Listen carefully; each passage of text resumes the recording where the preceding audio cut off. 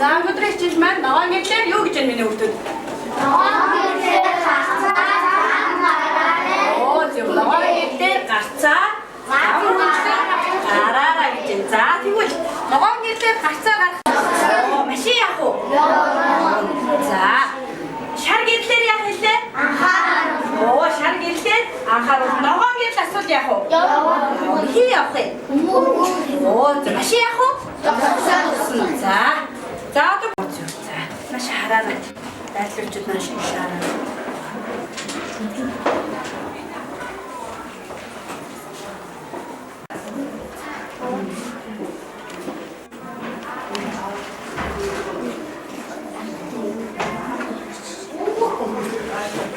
ингэж явал хэлээрээс машинтай авахгүй заяа. Зүндаа.